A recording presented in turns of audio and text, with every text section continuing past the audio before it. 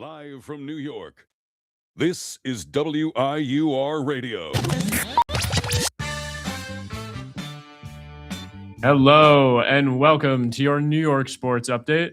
I'm your host, Ernest Patty, and we're going to get right into it with some MLB free agency that we didn't talk about last week, but we got it this week. We've got the Super Bowl that just happened, Seattle Seahawks beating the Patriots, and just going to cover some Yankees stuff, and we're going to get right into it. All right. So last week, I briefly mentioned that there was some big free agency deals in the gap between my last show and the start of the season. We didn't get to it, but just to recap it a little bit, we've had some huge mega deals, deals over $100 million, which is something I don't think I could ever comprehend. And I don't think I'll ever see $100 million. I don't know about you, but that is probably not in my future, but we're going to hope so. Anyway, those people over at Scott, Boras, and Co. Have really been churning out the big deals for their free agents. You had Kyle Tucker, outfielder, signing with the Los Angeles Dodgers for a 4-year, $240 million contract. That was someone who was rumored to be going to a lot of teams, but as we all know, all roads lead to LA. He was one of those guys that really has been putting up a pretty good numbers. And he's one of those guys that you could just plug and play in the lineup in the field and really just, is an overall good player. You had Dylan Cease going to the Blue Jays. The Jays, off their World Series loss, was looking to beef up their rotation and add some big arm, added big arm like Dylan Cease to their bullpen. You had Alex Bregman, who recently signed a pretty big deal with the Red Sox, going over to the Cubs on a 5-year, $175 million deal. One of those guys that was rumored to maybe be a Yankee at some point is now played on their rival, the Red Sox, and now headed to Chicago. You had Cody Bellinger, the outfielder and first baseman, signing with the Yankees for a reported 5-year, $162.5 million deal. I am very happy that the Yankees brought him back, but that does cause a little bit of controversy with the lineup and who will be playing in the outfield. I think that they're going to have a lot of work to do with that outfield and the starting lineup. It's going to be kind of tight between, Dominguez and some other guys who haven't got a lot of playing time, maybe bringing up some rookies, but we're going to talk about that in a moment. And yeah, it's going to be a little interesting for the Yankees. That was pretty much their only big free agent move. I know everyone was saying that, as the weeks grew on and the months went on, that, they weren't in the position to bring him back. And they were thinking that the Yankees were going to suffer by not bringing him back. But the Yankees did finally, and they got it done. And hopefully to see Cody down in the Bronx hitting some home runs. Next, we got Pete Alonso signing with the Orioles for 5 years, $155 million. Honestly, the entire Orioles lineup pretty much looks like distant cousins of each other. They all pretty much look the same. They've all got the same hair. It's pretty funny between Gunnar Henderson and Jackson Holiday. Everyone's, kind of all looks the same. It's pretty funny to see when they show up the lineup and everything. But yeah. Anyway, you got Kyle Schwarber going back to the Phillies after having a monster year on a 5-year, $150 million contract. Really good to see him land back in Philadelphia. I think he's one of those core guys that team needed. And yeah, I'm happy that Kyle Schwarber's back there, but I also would like to see the Phillies do something a little bit more. They're one of those teams that are always on the cusp. They get so close, but then they can't produce. Pretty sad, but I'm happy for Kyle Schwarber and want them to succeed a little bit. You have Ranger Suarez, the starting pitcher, signing with the Red Sox for 5 years, $130 million. Really good arm, and that's going to be really annoying to deal with come June and the summer months with the Subway Series and not the Subway Series, the rivalry between the Yankees and the Red Sox when they play. You have Bo Bichette, who I wanted to be a Yankee. Unfortunately, signing with the Mets, going across town to Queens, signing for 3 years, $126 million. One of those guys that you thought the Blue Jays may be able to retain after that World Series, but he was hurt. He was kind of, a little bit unproductive. He did have a big game.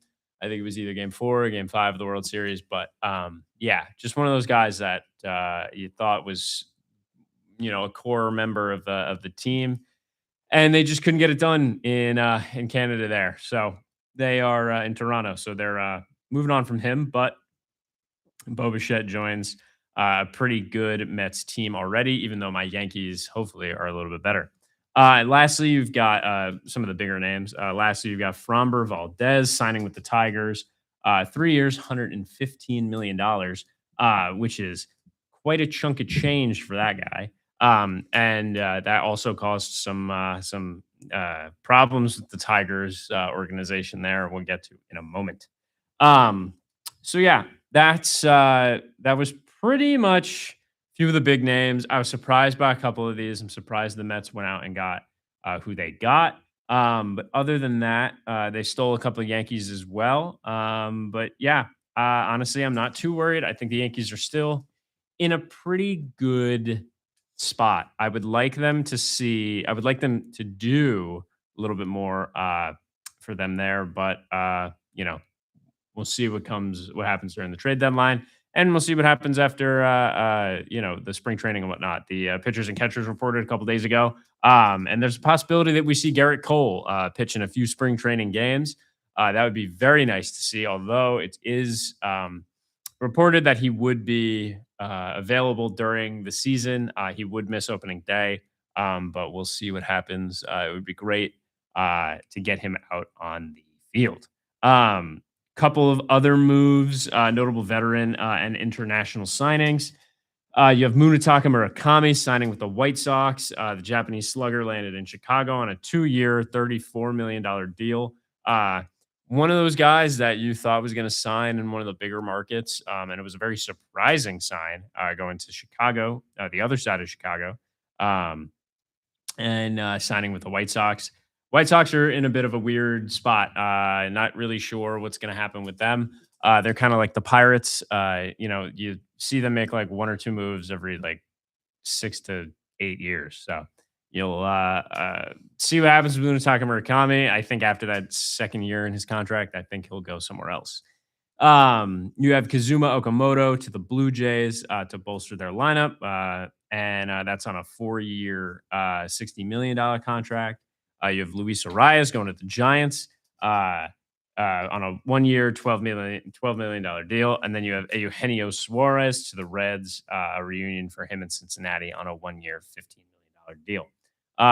Again, you had Edwin Diaz going to the Dodgers for 3 years, $69 million. Devin Williams going to Queens. You have and Ryan Helsley joining the Orioles for 2 years, $28 million. Now, as spring training opens, these are my notes from last week, but a couple names on that list. You have Zach Gallen, Justin Verlander, Max Scherzer, and Paul Goldschmidt. 2 of those guys have signed. Justin Verlander going back to the Tigers on a 1-year deal, probably his last. Great dominant pitcher, MVP. He's got a World Series ring. And yeah, you like to see him go out with the team that he started with. And Paul Goldschmidt signing with the Yankees the other day for a 1-year deal. Yeah. And the only thing that kind of worries me about the future of baseball is the LA Dodgers. And that's not because I'm worried that they're going to three-peat, which I hope they don't, but they have a ton of deferred money on all of their contracts. All those guys are signed to kind of short to or mid to long term deals with a lot of money going to be paid to them in the years to come. You have like Otani's deal. You definitely have Kyle Tucker's deal with a lot of deferred money. And, it's going to be interesting. You have also Blake Snell and Mookie Betts, all guys who are stars, but have these kind of short to or mid to long term contracts with a lot of money. being paid out to them even after their contract is over. Um, and yeah, so the Dodgers total tax payroll, the number used for the luxury tax calculations is approximately 412 million. This is nearly 100 million higher than the closest team, the New York Mets. Uh, their current cash layout for this year is significantly lower at 249 million. That's because their heavy use of deferred money, like I said, to Otani and all the other players. Um, and because the Dodgers have exceeded the luxury tax threshold for the past 5 consecutive seasons, they're considered third time plus offenders or repeaters. This means that they are taxed at a higher possible rate for every dollar. That being said, the luxury tax threshold is $244 million. Them going over it is insane. So the amount over the threshold, they're about $168 million over that threshold. And then they're going to get taxed $161 million on top of that money. So it's insane to say that because no other team in the MLB is even close to them. And I know a lot of owners are probably going to be upset at the next winter meetings after this season. And maybe we'll see a salary cap in the MLB, or maybe we'll see a salary floor where teams will have to spend a certain amount of money to, I guess, stay competitive. Um, and it's pretty much going to be a roller coaster ride there with the Dodgers spending roughly $574 million to field their team in 2026. It's by far the most expensive roster in the history of the MLB. And as a Yankees fan, that is not what you want to see. So anyway, we're going to take it to the Yankees now. The Yankees had a couple of notable recent roster transactions. In January, late January, they signed Cody Bellinger. After that, they signed a couple of guys. They claimed a few off waivers. But one man sticks out through the rest of them. They acquired Yanquiel Fernandez from the Colorado Rockies. They claimed him off waivers. And he's a very interesting player. If you Google him, you kind of see he's a very tall. He's almost like around Judge's size, but a little bit smaller. And doesn't hit like Judge. But one of the interesting claims that the Yankees could have been made was him. He's 23 years old. His average bat speed is about 74.5 miles per hour. He's recorded He's recorded in the 100th percentile in arm strength, only behind O'Neal Cruz. And he was in AAA for the majority of this year, but put up some interesting numbers. He had a .426 slugging percentage, even though that's a little low. I think, given the amount of games that he actually played, I think it's a little bit better. His max exit velocity peaked at 111 miles per hour. He's got a 14% strikeout rate with a 8.5% walk rate. He's got a 26% whiff rate, an 81% strike zone contact average. He's got aggressive swing. He makes a lot of aggressive swing decisions, lots of chase, but lots of swings in zone. He could be seen as a pretty low risk, high reward type of guy that's only 23. And I think if done right, the Yankees can maybe turn him into a star. So we'll see. But as I said, pitchers and catchers reported the other day, and man, let me tell you, I am so excited to see guys back out on the diamond. I have been waiting months for baseball, and it's one of those sports where you can turn on the TV at any moment from March to September and get a baseball game no matter where you are. I love it. And so Jazz Chisholm has been in the media recently. He spoke during batting practice, during the workouts there. And he was asked, how do you feel after the free agent signings and kind of their outlook on this season. So we'll play a clip from him, and we'll discuss right after. I feel like this is what this team was built for last year. Like, we're running it back because at the halfway point, we thought we built a team that was going to go to the World Series, and we still believe that wholeheartedly. So for me, I don't see a problem with running it back with 4 MVPs on your team. I mean, I feel. All right, so that was Jazz Chisholm on kind of the Yankees' outlook on this season. I am not as optimistic as he is because a lot of our starting arms are hurt. We have Anthony Volpe still in the infield. We have kind of a hole at third base. We don't know if McMahon is gonna, pick his bat up. It's been a while since he's really hit. I mean, he had one home run, I think, or one hit, or honestly made little to no impact in the Yankees playoff push. He's electric at defense. He's a great defender, but his offense lacks. You have Jazz at second, which is great. I think he can be a great second baseman. And we have sort of the duo of Ben Rice and Cody Bellinger and Paul Goldschmidt at first.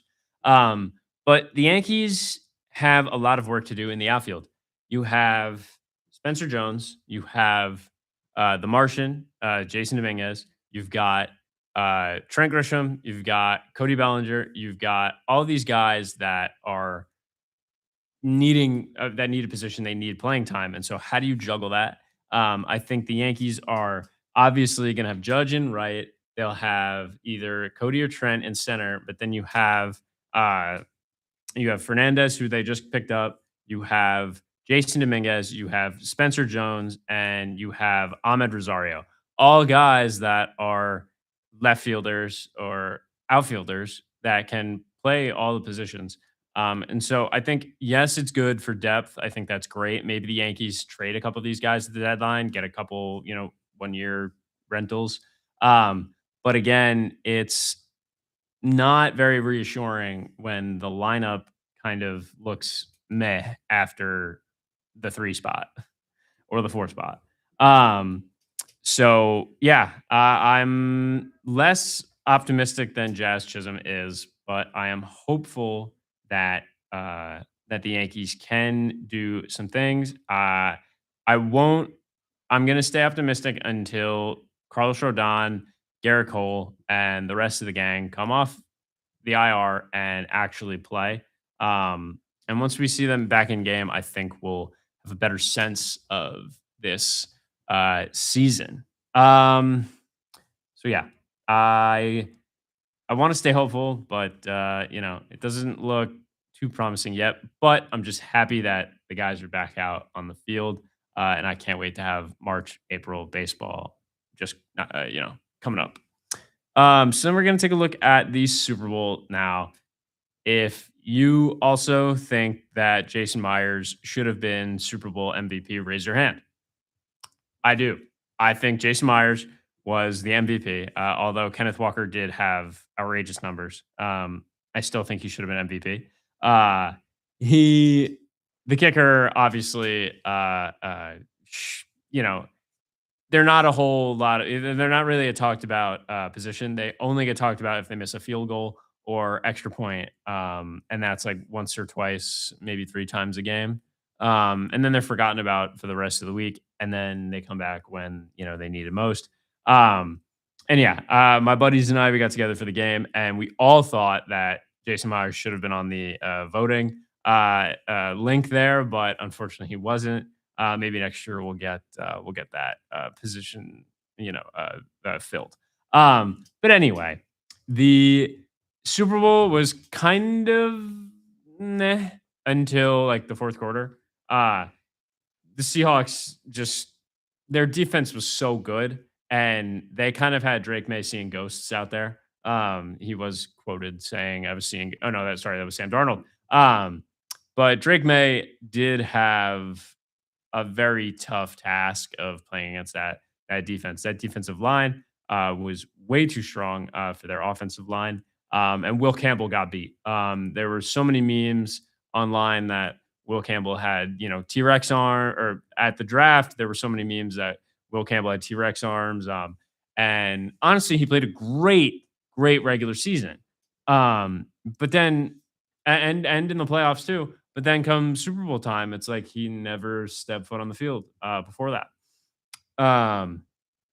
It was really tough to see, uh, uh, you know, Drake May getting, bounced around behind his O line, and it was tough. But was rooting for the Seahawks, and so I did want them to lose. I am a Giants fan as well, so you can't really root for the Patriots in those situations.